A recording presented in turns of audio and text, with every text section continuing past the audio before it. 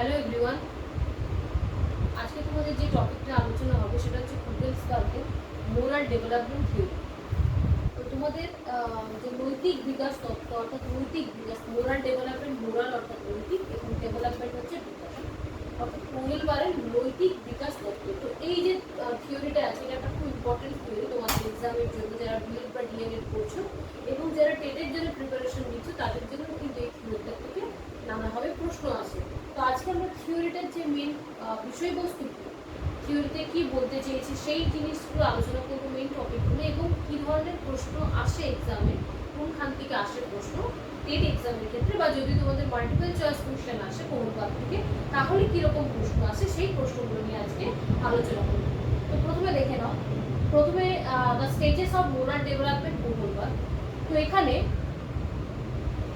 দেখো কোহলবার্গ প্রথমে বলতে পারি মোরাল ডেভেলপমেন্ট থিওরিতে মোরাল বা নৈতিকতা বলতে কি বোঝায় বা মোরালিটি বলতে কি বোঝায় প্রথমে আমরা জানবো। তো মোরালিটি কথার অর্থ বলতে বোঝায় যে তোমাদের কোনটা ঠিক কোনটা ভুল, কোন কোন কোন কোন জিনিসগুলো করলে সেগুলো ঠিক কাজ হিসেবে বিবেচিত হবে বা কোন কাজগুলো করলে সেগুলো ভুল হিসেবে বিবেচিত হবে। এই যে একটা জাজমেন্ট করা বা এই যে একটা মোরাল পথে চলা, আমরা নৈতিকতার পথে চলা, কোনটা নৈতিকতার আদর্শ কি, এই জিনিসগুলোকে বলা হয় মোরালিটি। তো এই ধরনের প্রশ্ন আসে যে মোরালিটি।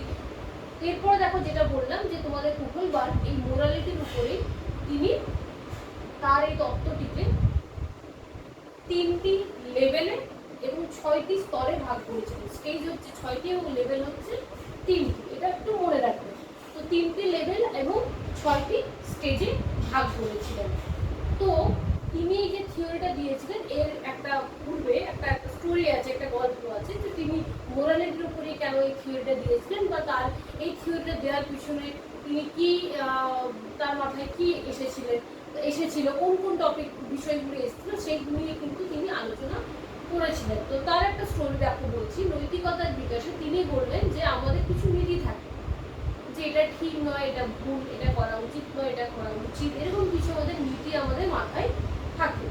কিন্তু তিনি একটা কিছু পরীক্ষা নিরীক্ষার পরে তিনি দেখলেন যে নীতি কিন্তু নানা ক্ষেত্রে নানা রকম ভাবে কাজ করে। যেমন কোহলবার্গের অনেক রকমের এরকম মোরালিটির জন্য তিনি অনেক আবিষ্কার করেছিলেন, অনেক রকমের তিনি রিসার্চ করেছিলেন। তার মধ্যে একটা ছিল তিনি টোটাল 72 জন স্টুডেন্টকে নিয়ে, বিভিন্ন এজের স্টুডেন্টকে, হয়তো 10, 12, 14, 15 এরকমের বিভিন্ন এজের 72 জন 72% স্টুডেন্টসকে নিয়ে তিনি একটা পরীক্ষা নিরীক্ষা চালু করেছিলেন। ঠিক আছে, তো সেই পরীক্ষা নিরীক্ষা চালু করার সময় তিনি তাদের কাছে কিছু সমস্যার কথা বলেছিলেন,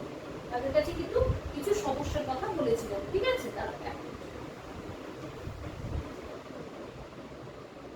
তাদের কাছে কিছু সমস্যার কথা বলেছিলেন।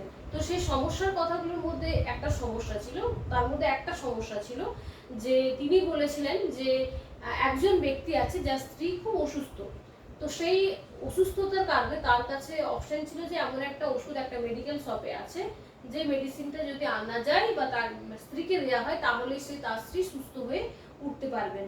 তো তিনি যখন মেডিসিন শপে যান তিনি দেখেন সেই মেডিসিনের যে প্রাইসটা কিন্তু যে লেভেলে সেই টাকা কিন্তু তার কাছে নেই। আর মেডিকেল শপের যে ব্যক্তি রয়েছে সেও কিন্তু তাকে বিনামূল্যে বা ওই টাকার মধ্যে তার সাফিসিয়েন্ট যতটা টাকা আছে সেই টাকায় সেই মেডিসিনটা তাকে প্রোভাইড করবে না। তাহলে সেই ব্যক্তি কি হবে, হয় তাকে মেডিসিনটা চুরি করতে হবে কোথা থেকেও, কি করতে হবে, তার স্ত্রীকে মরতে দিতে হবে। অর্থাৎ তার স্ত্রী সেই তোমাদের যে মেডিসিন আছে সেটা যদি না পায় তাহলে তার ডেথ হতে পারে। তো এরকম সিচুয়েশন সে পড়ে যায়। তখন তার চুরি করাটা একটা নীতির বিপরীত, অর্থাৎ নীতির মধ্যে পড়ে না। ঠিক আছে, তো তাকে হয় স্ত্রীকে বাঁচাতে হবে, তাকে নীতি বিরোধী কাজ করতে হবে। ঠিক আছে, তো সেক্ষেত্রে সে কি করলেন, সে ওখান থেকে চুরি করে তার স্ত্রীকে বাঁচালেন। তো এই গল্পটা উনি বাইরে ডিলেমা একটা, আমরা তার কথাই ডিলেমা লিখবে, হেইন্স বলে যে ব্যক্তি যার স্ত্রীর শরীর খারাপ হয়েছিল বা অসুস্থ ছিলেন যিনি, তো তার ব্যক্তিটির নাম ছিলেন হেইন্স।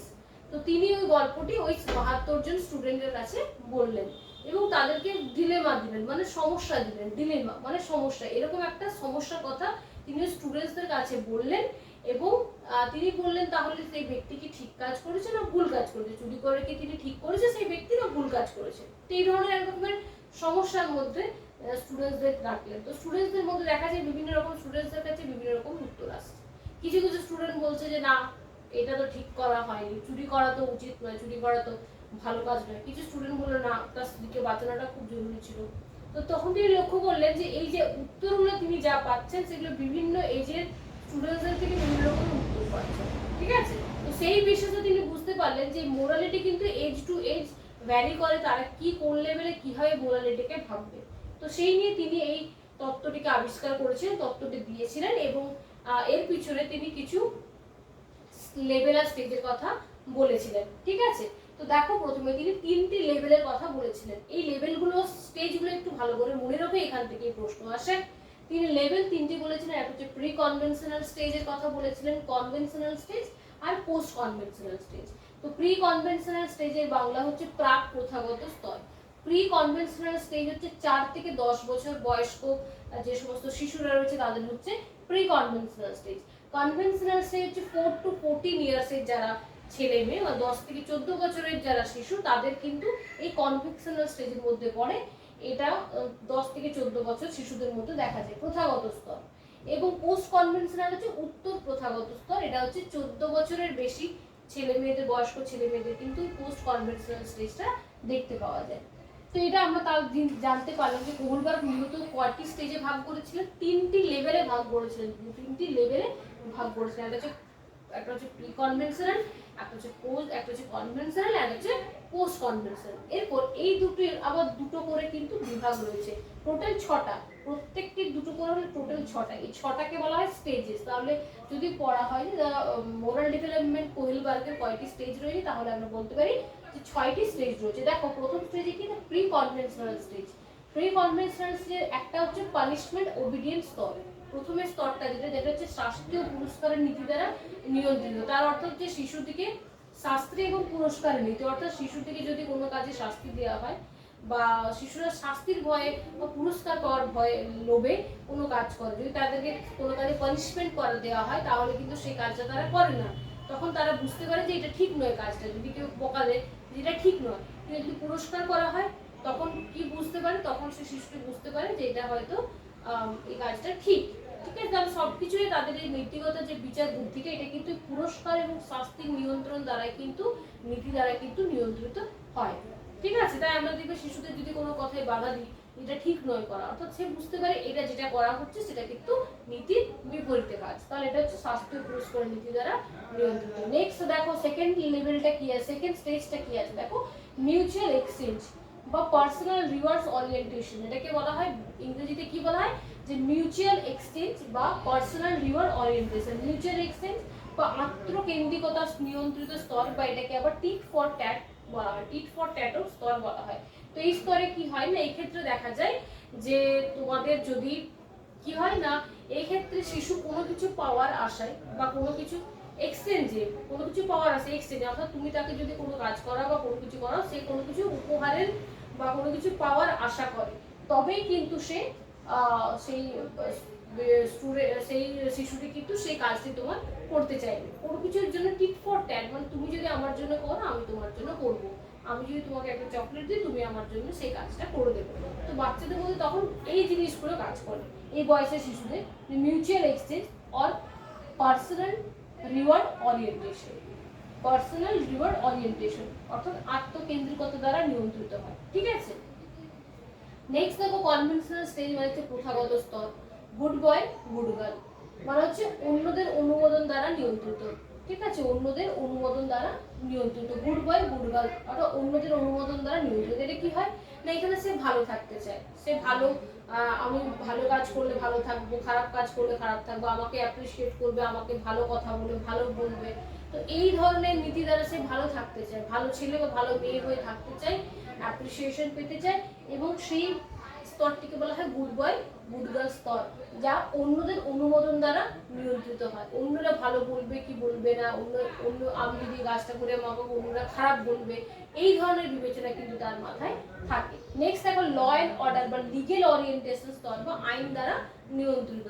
এক্ষেত্রে কি হয়, দেখা যায় যে আইন দ্বারা নিয়ন্ত্রিত যে স্তর, সেক্ষেত্রে সে কিন্তু কোনো কাজ ল এর বিপরীতে কোনো কাজ কিন্তু করে না। অর্থাৎ যে এই কাজটি করলে এটা কিন্তু আইনগতভাবে কোনো রকম শাস্তি হতে পারে বা আইনের বিপক্ষে এই কাজটি, তো সেই কথা মাথায় রেখেই কিন্তু করে সেই কাজটি, আইনের বিপক্ষে কিন্তু সেই কাজ করে না। অর্থাৎ ল অ্যান্ড অর্ডার ফলো করেই কিন্তু সেই শিশুটি চলে থাকে, এটাকে বলা হয় আইন দ্বারা নিয়ন্ত্রিত। নেক্সট দেখো 5 নম্বর স্টেজে কি আছে, পোস্ট কনভেনশনাল স্টেজে 5 নম্বর যে সোশ্যাল কন্ট্রাক্ট। সোশ্যাল কন্ট্রাক্ট বা চুক্তির দ্বারা নিয়ন্ত্রিত।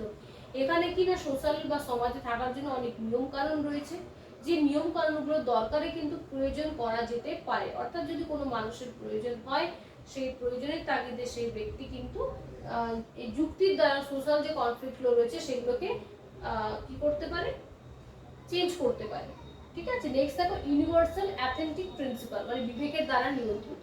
এক্ষেত্রে কি হয় না, সেই ব্যক্তি ইউনিভার্সাল অ্যাথেন্টিক প্রিন্সিপালে দেখা যায় যে এই লেভেলে কি হয়, যারা এই সব কিছু নিয়ম কানুনের বাইরে সম্পূর্ণ মানে নিজেরা তাদের নিজেদের বোধ বুদ্ধি দিয়ে যেটা ঠিক লাগে বা নিজেদের বোধ বুদ্ধি দিয়ে বিচার বুদ্ধি করে যে যেটা আমাদের ঠিক করা উচিত কি কোনটা উচিত নয়, কোনটা সার্বজনীন সবাইকার জন্য উপযুক্ত হবে।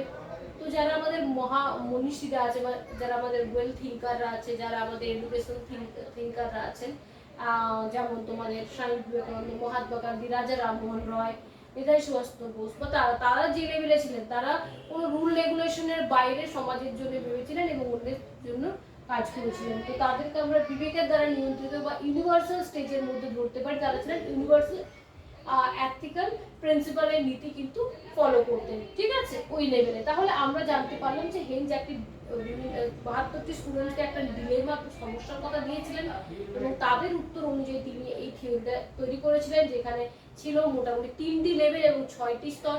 তোমাদেরকে 3টি লেভেল এবং 6টি স্তরের নাম কিন্তু মনে রাখতে হবে এবং প্রত্যেকটি কোন এজ থেকে কোন এজের মধ্যে 3টি যে লেভেল রয়েছে সেটা মনে রাখতে হবে তোমাদের। এটাই হচ্ছে তোমাদের কোহলবার্গের নৈতিক বিকাশ থিওরি। ঠিক আছে, এবং এই কোন কোন স্তরের মধ্যে কি কি তাদের বৈশিষ্ট্য বা কি কি ধরনের ক্যারেক্টারিস্টিক্স লক্ষ্য করা যায়, এটা কিন্তু পরীক্ষায় এসে থাকে। তাই ভালো করে দেখে নিও। যদি কোনো রকম কোহলবার্গ সম্পর্কে তোমাদের প্রশ্ন থাকে অবশ্যই আমার কমেন্ট বক্সে কমেন্ট করো। আর তোমাদের কোহলবার্গের যে যাবতীয় প্রশ্ন উত্তর সেগুলো তোমরা আমার ডেসক্রিপশন বক্সে পেয়ে যাবে। তোমরা অবশ্যই আর যদি কোনো রকম কোনো ক্লাস বা তোমাদের কোনো সিলেবাস বা টপিক যদি বুঝতে অসুবিধা হয়, তোমরা আমাকে মেসেজ করতে পারো, কমেন্ট করতে পারো। আজকের মতন এখানে, সবাই ভালো থেকো।